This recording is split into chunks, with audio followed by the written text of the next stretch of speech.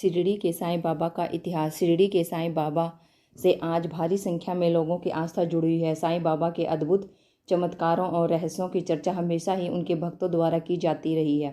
साईं बाबा को ईश्वर का अवतार माना जाता है। उन्हें हिंदू और मुसलमान दोनों धर्मों के लोग सम्मान भाव से पूजते हैं। साईं बाबा एक भारतीय धार्मिक गुरु थे। उन्हें लोग वैश्विक स्तर पर पूजते हैं। उनके अनुयायी उन्हें फकीर, संत, योगी और सतगुरु मानते थे। साईं बाबा के जन्म और उनके धर्म को लेकर कई विरोधाभास प्रचलित हैं।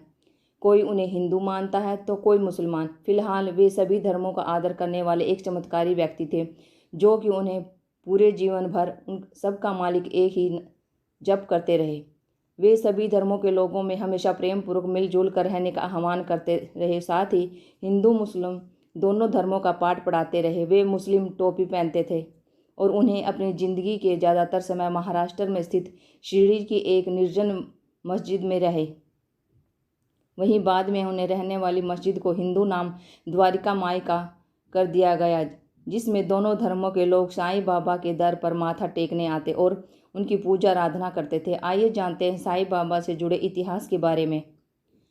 साईं बाबा के जन्म स्थान एवं किस धर्म से उनके बारे में इतिहासकारों और विद्वानों ने कई अलग अलग मत हैं।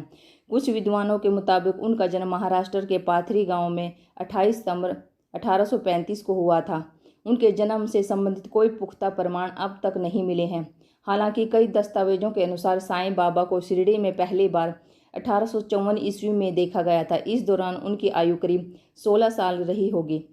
साईं सच्चरित्र किताब के अनुसार साईं बाबा का जन्म 27 सितंबर 1830 को महाराष्ट्र राज्य के पाथरी में हुआ था और वे 23 से 25 साल की आयु में शिरडी में आए थे। साईं सच्चरित्र किताब के अनुसार साईं जब 16 साल के तभी ब्रिटिश भारत के महाराष्ट्र राज्य के अहमदनगर जिले में शिरडी गांव में आए थे। वे एक सन्यासी बनकर जिंदगी जी रहे थे और हमेशा नीम के पेड़ के नीचे ध्यान लगाकर बैठे रहते थे और आसन में बैठकर भगवान की भक्ति लीन रहते थे।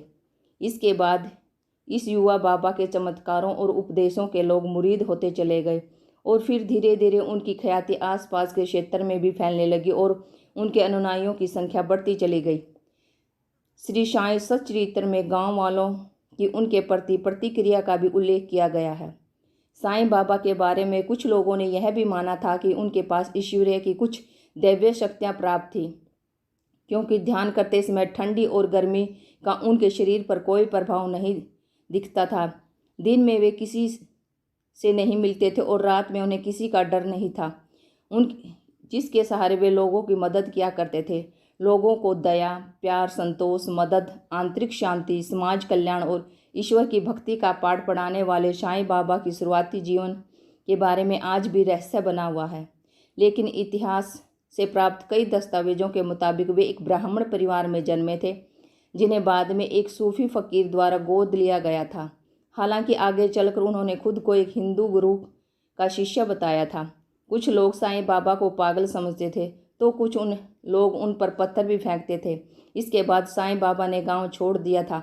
ऐसा माना जाता है कि सबसे पहले साईं बाबा 3 साल तक शिरडी में रहे और फिर 1 साल तक गायब हो गए थे और फिर हमेशा के लिए 1858 में शिरडी वापस आ गए थे। साईं बाबा के धर्म को लेकर फैला है भ्रम। साईं बाबा हिंदू थे या फिर मुसलमान, इसे लेकर आज भी लोगों में भ्रम फैला हुआ है। उन्हें कुछ लोग शिव का अंश कहते हैं तो कुछ लोग उन्हें दत्तात्रेय का अंश मानते हैं। उन्होंने अपने जीवन का ज़्यादातर समय शिरडी के एक मस्जिद में मुस्लिम फ़कीरों के साथ बिताया। वे हिंदू और मुसलमान दोनों ही धर्म का आदर सम्मान करते थे। उन्होंने कभी धर्म के आधार पर किसी के साथ भी भेदभाव नहीं किया। कुछ लोग साईं बाबा के हिंदू होने के पीछे यह तर्क भी देते हैं कि बाबा धूनी रमाते थे और धूनी सिर्फ शैव या नागपंथी धर्म के लोग ही जलाते हैं। इसके साथ ही वे हमेशा अपने माथे पर चंदन का टीका लगाते थे एवं उनके कानों में छेद थे, जो सिर्फ नागपंथी करवाते हैं। साईं बाबा के हिंदू होने का एक प्रमाण यह भी है कि हर हफ्ते विट्ठल श्री कृष्ण के नाम पर भजन कीर्तन का आयोजन करते थे। यही नहीं, साईं भगवान के कुछ समर्थक उनके हाथ में भिक्षा मांगना, हुक्का पीना, कमंडल, कानों में छेद होने के आधार पर उन्हें नाथ संप्रदाय से भी जोड़ते थे, जबकि बाबा की वेशभूषा के आधार पर उन्हें कुछ लोग मुस्लिम संप्रदाय से भी जोड़ते थे और उनका नाम साईं भी फारसी भाषा का ही शब्द है, जिसका अर्थ है संत। जो कि उस दौर में मुस्लिम सन्यासियों के लिए इस्तेमाल होता था। शिरडी का साईं बाबा मंदिर।